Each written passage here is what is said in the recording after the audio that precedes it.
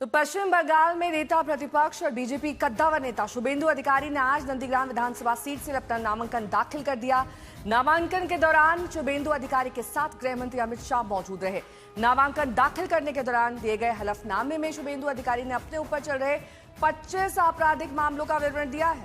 हलफनामे में मानहानि, मनी लॉन्ड्रिंग, वहमनस्य फैलाने, दंगा करने जैसे आपराधिक मामले शामिल हैं। इनमें से सभी मामले 2021 के बाद के हैं, जब शुभेंदु अधिकारी ने तृणमूल कांग्रेस छोड़कर बीजेपी ज्वाइन कर ली थी। इतना गर्मी उसका बाद भी देखिए, जनता आ गया है, कमल खिलेगा, ममता फिर हारेगी। इतना गर्मी उसका बाद भी देखिए, जनता आ गया है, कमल खिलेगा, ममता फिर हारेगी।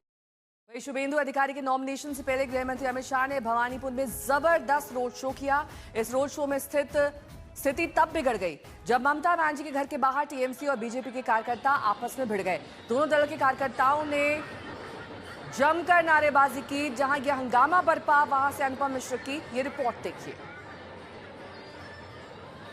बीजेपी के कार्यकर्ता आ रहे हैं, पासी टीएमसी के कार्यकर्ता, और यहाँ पर ये देखिए, यहाँ पर भी ममता बनर्जी के घर के ठीक बाहर सैकड़ों की संख्या में टीएमसी के कार्यकर्ता एकत्रित हो गए हैं और बीजेपी और टीएमसी कार्यकर्ताओं के बीच नारेबाजी हो रही है।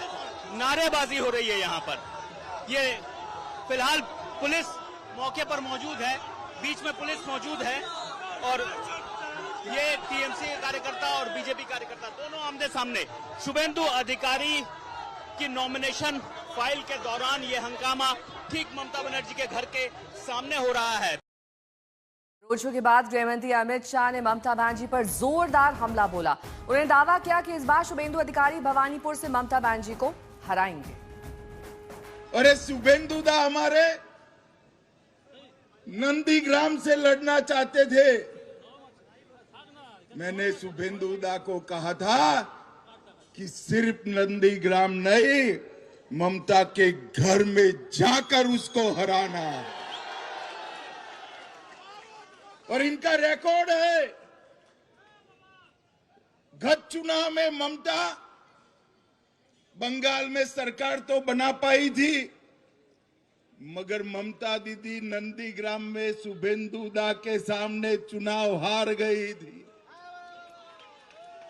इस बार ममता जी पूरे बंगाल में भी हारेगी और भवानीपुर में भी हारेगी। बंगाल की जनता चाहती है कि ममता बनर्जी चली जाए, तृणमूल के गुंडे जेल में जाए, भाजपा कार्यकर्ताओं की हत्या करने वाले को चुन चुन कर जेल में डालना चाहिए।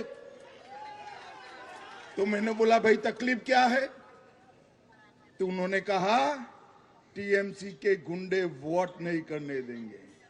मैंने कहा है इस बार कोई डरना मत, कोई गुंडे की औकात नहीं है जो बंगाल के वोटर्स को रोकता। तो गृह मंत्री अमित शाह शुभेंदु अधिकारी की रैली के बाद टीएमसी सांसद कल्याण बनर्जी ने दोनों पर तीखा हमला बोला। दरअसल बनर्जी ने अमित शाह को घेरते हुए एक विवादित बयान दिया। आप ही सुनिए वो बयान क्या है। अमित शाह का ड्रामा है, ये ड्रामाबाजी करने के लिए ले आया है अमित शाह। उसका तो हिम्मत नहीं है कुछ करने के लिए।